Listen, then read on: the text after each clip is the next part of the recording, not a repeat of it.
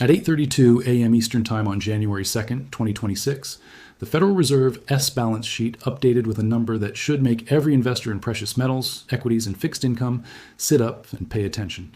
$52 billion in overnight reverse repo operations were drained from the system in a single 24-hour period. That's not the total size of the program. That's the daily change. And if you understand what that number represents and why it happened right now, you understand why the next 72 hours could determine whether we see an orderly market adjustment or something far more chaotic. My name is Kenzo, and I run Frontier Analysis, where we track institutional liquidity flows using the same Federal Reserve data that professional traders monitor in real time. What I'm about to show you is speculation about manipulation or conspiracy theories about corrupt institutions. It is a mechanical breakdown of how liquidity stress manifests in modern financial markets, what the specific trigger points are, and why three major banking institutions are now operating within margin parameters that historically precede either emergency interventions or forced liquidations. Let me start with what actually happened. Using data, you can verify yourself on the Federal Reserve 8SH.4.1 statistical release, which is published every Thursday afternoon. On December 26, 2025, the overnight reverse repo facility, which I'll refer to as RRP from here forward, held approximately $487 billion in total balances.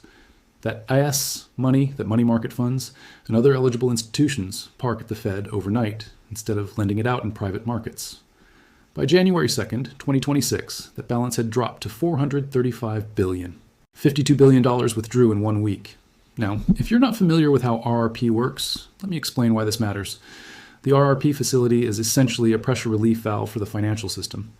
When there's too much cash sloshing around and nowhere profitable to invest it, institutions park it at the Fed and earn a guaranteed rate.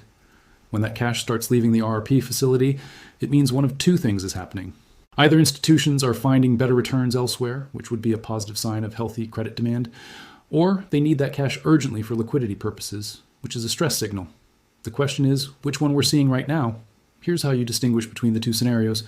If the drawdown were happening because of attractive investment opportunities, you'd see corresponding increases in corporate bond issuance, commercial paper spreads tightening, and rising loan volumes at commercial banks. We're not seeing that. Corporate bond issuance in December was actually down 18% compared to the previous December.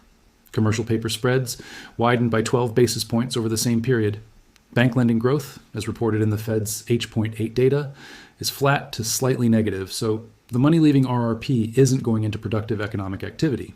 It's going somewhere else, and when you cross-reference this with repo market data, which tracks overnight borrowing rates between financial institutions, you see something alarming. The secured overnight financing rate, which is the benchmark for repo transactions, spiked from 5.32% on December 26th to 5.48% on January 2nd. That's a 16 basis point jump in less than a week. In repo markets, rates spike when collateral is scarce or when counterparty risk perceptions increase. Given that Treasury issuance hasn't changed dramatically and collateral supply is stable, the rate increase suggests heightened concern about counterparty creditworthiness. Now, let's connect this to the banking sector specifically. There are three institutions that I am tracking closely based on publicly available regulatory filings and market intelligence from sources I'll cite specifically. I'm not going to name them in this video because doing so could be construed as making specific allegations that require more definitive proof than I currently have. But if you know how to read OCC bank stress test disclosures and FDIC quarterly banking profiles, you can identify them yourself. What these three institutions have in common is significant exposure to interest rate derivatives, specifically swaps and options positions that are highly sensitive to yield curve movements. When the Fed started raising rates aggressively in 2022 and 2023, these positions moved deep into losses on a mark-to-market basis. Banks have to realize those losses immediately if they classify the positions as held to maturity or if they have sufficient capital buffers. But when market volatility increases and margin requirements rise, they need to post additional collateral to clearinghouses to maintain those positions.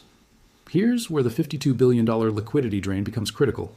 If multiple large institutions simultaneously need to access cash to meet margin calls or to post additional collateral, and if that cash isn't readily available in their operating accounts, they have to pull from other sources. The RRP facility is one of the most liquid sources available. You can withdraw same day, no questions asked, no market impact, but the RRP facility is finite. As of January 2nd, there's $435 billion left. That sounds like a lot until you realize that just three major money market funds control over $200 billion of that. If those funds decide they need to maintain higher cash buffers for their own risk management reasons, or if redemptions from those funds accelerate, the available RRP balance for the broader system shrinks fast.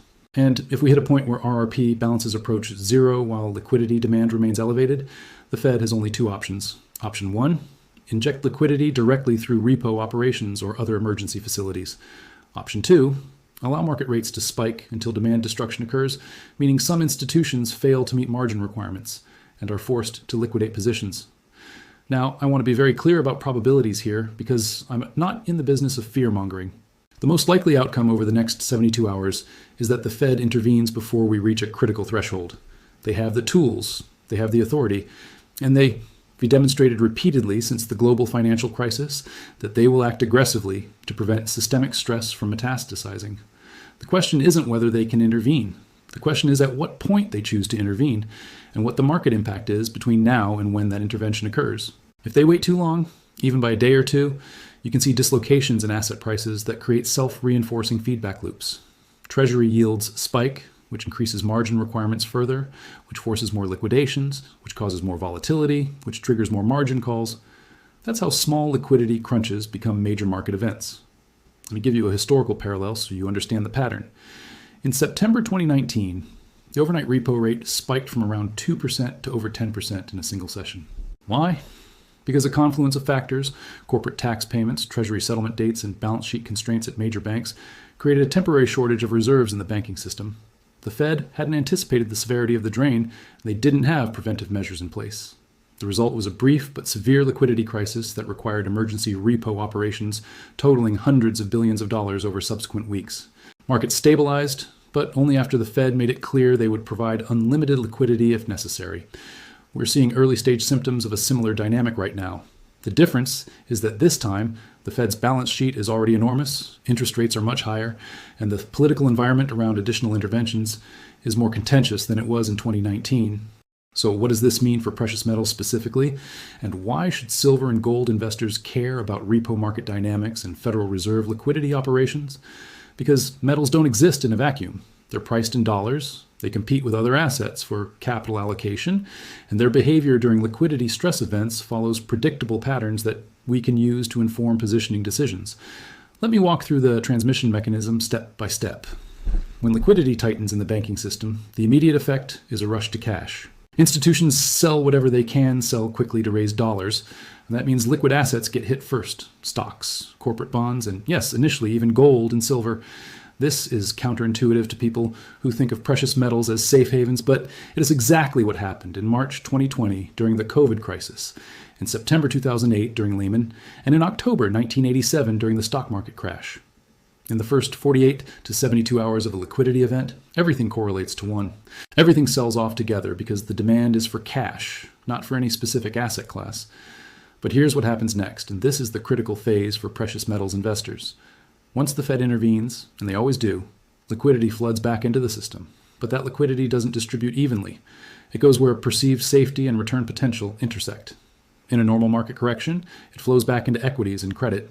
But in an environment where the liquidity crisis itself raises questions about systemic stability and central bank credibility, a meaningful portion flows into hard assets. Gold benefits first because it's the largest and most liquid precious metal market. Silver follows with a lag, typically 5 to 10 trading days, but when it moves, it tends to move more violently because the silver market is smaller and thinner. So the playbook, if you're positioning for this scenario, is not to panic sell if we see an initial drawdown. The playbook is to recognize that drawdown as a liquidity-driven forced selling event that creates a buying opportunity before the reflation trade kicks in. Let me quantify this with historical data so you can see the pattern clearly. In March 2020, gold dropped from $1,720 per ounce on March 6th to $1,500 on March 16. That's a 12.8% decline in 10 days. Silver got hit even harder, falling from $17 to $12, a 29% decline. Those were liquidation-driven sell-offs. But once the Fed announced unlimited QE on March 23rd, gold bottomed and began a rally that took it to over $2,000 by August. Silver went from $12 in March to nearly $29 by August of the same year. That as a 140% gain in 5 months for anyone who bought during the liquidation phase. The same pattern played out in 2008. Gold dropped from $1,030 in March 2008 to $740 in October, then rallied to over $1,900 by 2011. Silver fell from $21 to $9, then rallied to $49. The magnitude of the moves varies, but the pattern is consistent. Liquidation phase creates the setup, intervention phase triggers the rally, and precious metals outperform in the reflation that follows. Now, here's why I think the next 72 hours matter specifically. We're not yet in full liquidation mode. What we're seeing is early stage stress signals. The RRP drawdown, the repo rate spike, these are warning indicators, not crisis indicators. If the Fed acts preemptively, meaning they announce repo operations or other liquidity measures in the next 2 to 3 days before markets open on Monday, you might not see the liquidation phase at all. In that scenario, precious metals would likely drift sideways or move modestly higher as the intervention reinforces the narrative that monetary policy remains accommodative. But if the Fed waits either because they're assessing the situation or because they want to avoid the appearance of panic, and if we get through the weekend into Monday trading without a clear signal of support, that's when you could see forced selling accelerate. And that's when the opportunity emerges for those prepared to act. What would acting look like in practical terms? Let me give you my framework, not as advice, but as transparency about how I'm thinking through this. First, I'm maintaining dry powder, meaning I have cash allocated specifically for precious metals, but not yet deployed. Approximately 20% of what I intend to ultimately hold. If we see gold drop below $2,600 or silver below $85 in the next week on what I assess to be liquidity-driven selling rather than fundamental deterioration, I'm adding to positions aggressively. How do I distinguish between the two? Liquidity selling shows up in the data as broad-based deleveraging across asset classes, high volumes, and rapid intraday volatility with no clear fundamental catalyst. Fundamental selling happens on specific news, lower volumes, and sustained directional pressure over days or weeks. Second, I'm watching the Fed's daily repo operations report, which is published each morning, for any signs of intervention. If they announce even modest repo operations, say $20 to $30 billion, that's a signal that they're aware of the stress and willing to act, which reduces the probability of a severe liquidation event. Third, I'm monitoring credit spreads, specifically the difference between investment-grade corporate bond yields and treasury yields. If that spread widens beyond 150 basis points, which is roughly where it sits now, to 175 or 200, that's a sign that credit markets are pricing an elevated default risk, which would amplify precious metals demand as a portfolio hedge. Fourth, I'm tracking gold-silver ratio. Currently, it's sitting at about 29 ounces of silver to 1 ounce of gold. Historically, when that ratio spikes above 32 or 33 during stress events, it signals that silver is being oversold relative to gold, which creates a tactical opportunity to overweight silver versus gold for the subsequent recovery. And fifth, I'm watching dealer premiums on physical metal. If premiums compress during a sell-off, it confirms that the selling is primarily in paper markets, futures, and ETFs, while physical demand remains weak, which means the sell-off is more likely to be temporary and technically driven rather than reflecting genuine shifts in supply-demand fundamentals. Now let OIS talk about the 3 banks I mentioned earlier and why their margin situation matters beyond just the immediate liquidity question. These institutions hold derivative positions that are effectively bets on interest rate paths. When they established these positions, probably in 2021 or early 2022, the prevailing view was that rates would stay low for an extended period. The Fed's own dot plot projections at the time supported that view, but rates rose much faster and higher than almost anyone expected. That means the present value of their derivative liabilities increased substantially. Under normal accounting, they'd have to mark those positions to market and potentially take losses. But banking regulations allow for some flexibility if the positions are hedged or if the bank has sufficient capital. The problem emerges when volatility increases, because clearinghouses that intermediate these derivatives require additional margin during volatile periods to protect against counterparty default risk. Here's a concrete example to illustrate. Let IS say a bank entered into an interest rate swap in 2021 where they receive fixed payments and pay floating. They did this to hedge a portfolio of fixed rate loans they'd originated. When rates were at 1%, this swap was roughly balanced. But now, with rates at 5%, the floating leg of the swap, what they're paying out, is much higher than the fixed leg they're receiving. On a notional amount of, say, $10 billion, that imbalance could represent hundreds of millions in mark-to-market losses. The clearinghouse sees this unrealized loss and says, you need to post more collateral to ensure you can meet your obligations if rates move further. The bank has to come up with that collateral in cash or highly liquid securities. If they don't have excess cash, they pull from RRP, they sell treasury holdings, or they borrow in repo markets. Multiply this across multiple banks with similar positions, and you get system-wide liquidity demand that shows up exactly as we were seeing: RRP drawdowns and repo rate spikes. The 72-hour window I'm referencing is based on margin call settlement cycles. Most derivative margin calls have to be met within 2 business days. If the calls went out on Thursday or Friday of last week based on year-end position snapshots and volatility calculations, settlement would be due Monday or Tuesday of this week. If banks can't meet those calls smoothly, you get escalation, forced sales, credit line draws, or emergency Fed borrowing through the discount window, which is the most stigmatized form of Fed support and usually signals serious trouble. And that's why this specific time window matters. We're inside the critical settlement period right now. Let me address the question that winds probably foremost in your mind right now. What is the worst case scenario? What's the best case scenario? And what's the most probable path forward from here? Because understanding the range of possibilities is essential for making rational decisions rather than emotional ones. Worst case, one or more of the 3 banks I've referenced fails to meet margin requirements, attempts to access emergency Fed liquidity through the discount window, and that information leaks to the market before the Fed can arrange an orderly resolution. Market confidence evaporates. You get a run on money market funds as investors fear exposure to troubled institutions. Treasury yields spike as forced selling hits the bond market. Equity markets drop 10 to 15% in a matter of days, and precious metals initially sell off sharply as part of the broader liquidation before rebounding violently once Fed intervention becomes overwhelming. Probability of this scenario, I'd put it at maybe 5 to 8%. It's low probability, but not zero, and the impact would be severe enough that it warrants consideration in your risk management. Best case, the Fed is already aware of the situation and has been in communication with the affected institutions over the holiday period.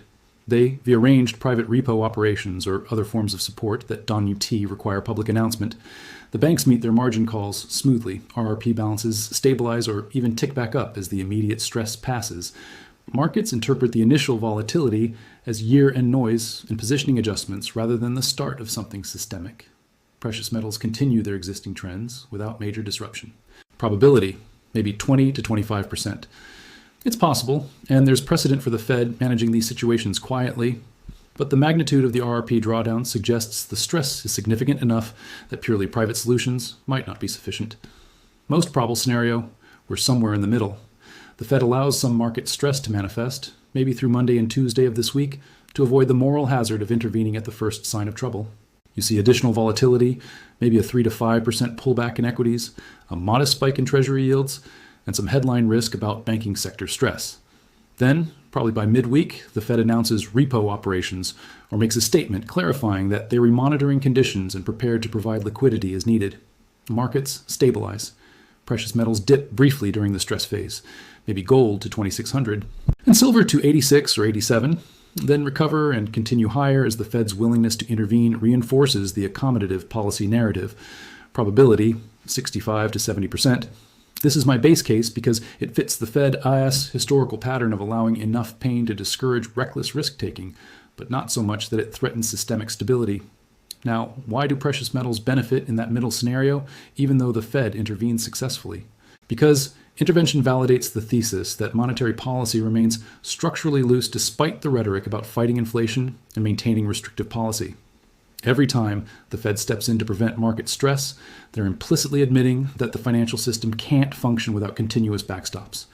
That creates long-term inflation expectations, not because of immediate money printing, but because markets understand that any serious economic slowdown or financial stress will be met with liquidity injections.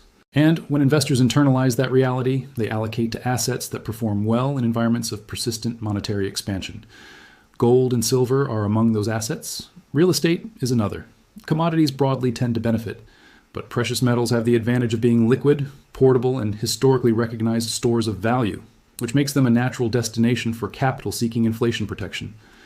Let me give you some context on where we are in the broader precious metal cycle to help you understand why this liquidity event, if it develops as I expect, could be a catalyst for the next major leg higher. Gold has been in a bull market since late 2018, when it bottomed around $1,200. It's now above $2,700, which is a gain of over 125%. Silver has been more volatile, but has followed a similar trajectory, from lows around $14 in late 2018 to current levels around $90, which is over 540%. Those are substantial moves, and they've occurred despite periods of significant dollar strength and rising real interest rates, which theoretically should be headwinds for precious metals. The fact that they V rallied anyway tells you that other forces are at work. Geopolitical fragmentation, driving reserve diversification, supply constraints in mining, industrial demand growth, particularly for silver, and a secular loss of confidence in fiat currency stability. What the current liquidity stress does is accelerate those existing trends. When investors see the Fed having to intervene repeatedly to prevent financial system seizures, it reinforces the narrative that the system is fragile and dependent on ever-increasing levels of intervention. That's not a sustainable equilibrium, and smart capital recognizes it. So even though the immediate trigger might be a technical liquidity issue involving bank derivatives and margin calls, the longer-term implication is that we were trapped in a cycle where any attempt to normalize monetary policy or reduce central bank balance sheets runs into financial stability constraints. And as long as that cycle persists, hard assets with no counterparty risk become increasingly attractive relative to financial assets that depend on the solvency and stability of intermediaries. Now, let us talk about portfolio construction in this environment, because theory is useful, but implementation is what actually matters for your financial outcomes. If you're currently holding zero precious metals exposure, this is not the time to go all in with your entire portfolio. That would be reactive and emotionally driven. What makes sense is to establish a foundational position that you're comfortable holding through volatility, something in the range of 5 to 15% of your total investable assets, depending on your risk tolerance and time horizon. For that core position, I favor physical metal or allocated storage, ETFs like PSLV for silver and FIS for gold, which offer physical backing with lower expense ratios than SLV and GLD. If you're concerned about liquidity and want the ability to exit quickly, SLV and GLD are fine despite their higher fees, because the bid-ask spreads are tighter and volumes are much higher. For those who already have precious metals exposure and are trying to decide whether to add during this event, the decision tree is more complex. If your current allocation is already at the high end of your target range, say 15 or 20%, I wouldn't chase. The risk-reward of overconcentration doesn't, can IT justify it unless you have very high conviction and a long time horizon where you were not forced to liquidate during drawdowns. But if you're at the low end of your range, or if you've been waiting for an entry point, a liquidation-driven dip in the next 72 hours would be exactly the kind of opportunity worth acting on. The key is to distinguish between a dip that is technically driven versus one that is fundamentally driven. If mining production were suddenly surging, or if industrial demand were collapsing, those would be fundamental reasons to reassess the bull case. But a dip driven by bank margin calls and repo market stress, that's noise, not signal. Let me also address mining stocks, because they were a leveraged way to play precious metals that a lot of investors consider. The appeal is obvious. If silver goes up 20%, a well-run miner might go up 50 to 80% because their profit margins expand dramatically. The risk is that operational issues, jurisdictional problems, or management incompetence can destroy value even when the underlying metal is rising. And during liquidity stress events, mining stocks tend to get hit harder than the metals themselves because they're equities, and equities broadly are subject to deleveraging pressure. So my view on miners in this environment is that they a tactical play for the post-intervention recovery phase, not something to hold through the stress phase. If we see the liquidation scenario play out early this week, I'd be looking at high-quality producers with strong balance sheets, low all-in sustaining costs, and assets in stable jurisdictions. Names like Franco-Nevada, Wheaton Precious Metals, and Pan American Silver have historically been more resilient than junior miners, but I'd wait for clear signs that the liquidity stress is resolving before adding exposure. Another angle worth considering is options strategies for those comfortable with derivatives. If you believe we are going to see volatility spike in the near term followed by a recovery, you could structure trades that profit from that specific path. For example, buying slightly out-of-the-money call options on GLD or SLV with expirations 2 to 3 months out would give you leveraged upside exposure if metals rally after the Fed intervenes with defined downside risk limited to the premium you pay.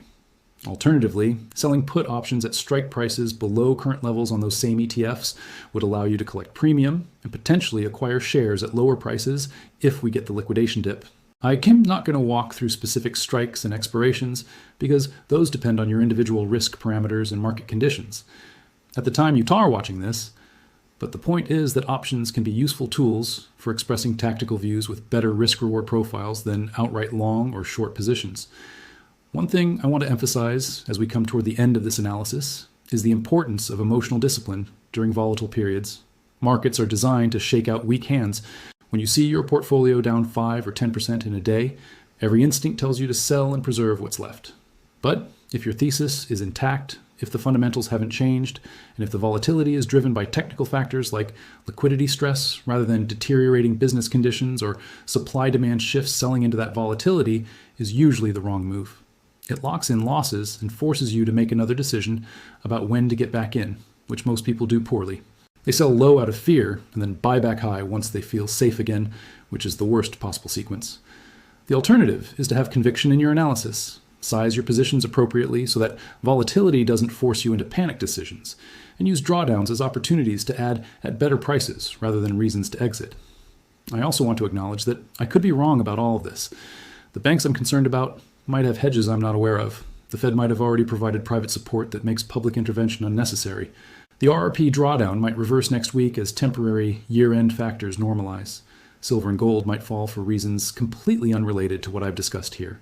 That's why I publish all my predictions with timestamps and probability assessments, and why I revisit them quarterly to track accuracy. If this analysis proves incorrect, I'll document that and explain where my reasoning failed. That accountability is important because it's the only way to improve analytical frameworks over time, and the only way to maintain credibility with an audience that is rightfully skeptical of financial commentary. So here's where we stand as of the recording of this video on January 3rd, 2026. $52 billion has drained from the Fed's RRP facility in 1 week. Repo rates have spiked 16 basis points. 3 major banks are operating under margin pressure based on derivative exposures. We enter inside a 72-hour settlement window where liquidity stress could either resolve quietly or escalate into visible market disruption. Precious metals are positioned to benefit from Fed intervention in the medium term, but could experience short-term liquidation if stress intensifies before the intervention occurs. The probability-weighted outlook favors establishing or adding to positions during any near-term weakness, with a focus on physical metals, or high-quality ETFs for core holdings and potential tactical positions in miners after the stress phase passes. Risk management remains paramount. Size positions appropriately, maintain dry powder for opportunistic adds, and don't let short-term volatility override longer-term strategic allocation decisions. The next 72 hours will tell us a lot about how this plays out. I'll be monitoring Fed repo operations, RRP balances, credit spreads, and precious metals price action, and I'll update my analysis as new information becomes available. If you want real-time updates, follow our research feed linked in the description. If you found this analysis valuable, subscribe to the channel and consider sharing it with others who might benefit from a systematic, rather than sensational approach to market analysis. And if you disagree with anything I've said, leave a comment explaining why. I read them all, and some of the best insights come from viewers who challenge my assumptions. Thanks for watching, and I'll see you in the next one.